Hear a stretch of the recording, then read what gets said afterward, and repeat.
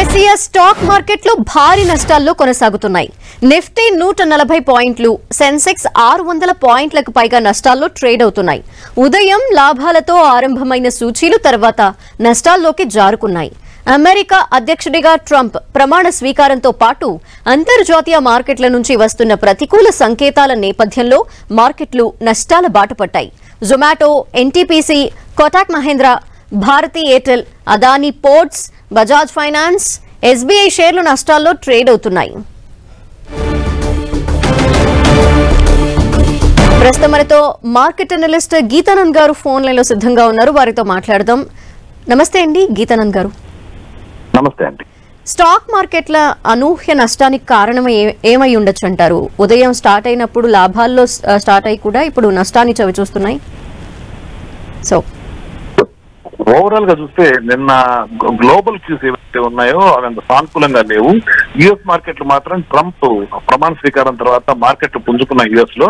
అయితే 25% tax tariff Canada మీద, Mexico మీద ఇమీడియట్ గా February 1 నుంచి అమల్లోకి వస్తుంది అని అతను ఏదైతే కామెంట్స్ చేశాడో అవి ఎమర్జింగ్ మార్కెట్స్ మీద బాగా ఒత్తిడి చూపిస్తున్నాయని చెప్పొచ్చు. ఈ గ్లోబల్ క్యూస్ వల్ల మార్కెట్ కొంత పతనమైంది.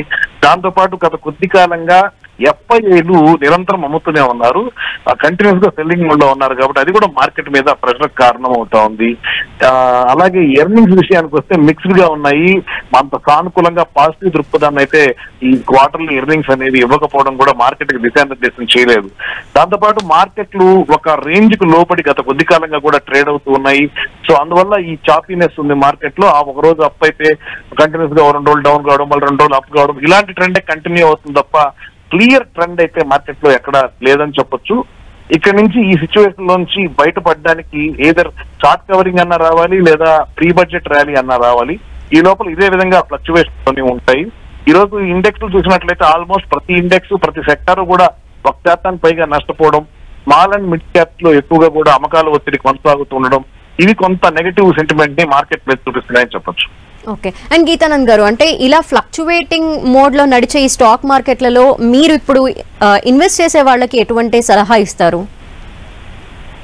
యాక్చువల్ గా 2 రోజులు మార్కెట్ పెరిగితే రోజు పతనం అవడం ఇలా కామన్ గా జరుగుతూ ఉంటుంది. ఎంత అప్ ట్రెండ్ లో అయినా 3-4 days పెరిగిందంటే మళ్ళీ 1-2 రోజులు డౌన్ ఉంటుంది మార్కెట్. జనరల్ ప్రాఫిట్ బుకింగ్ జరుగుతూ ఉంటుంది.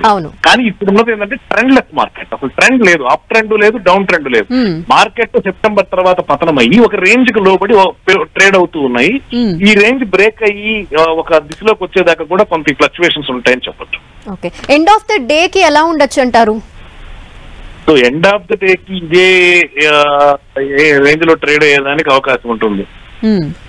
ఓకే. థ్యాంక్ యూ అండి గీతానంద్ గారు.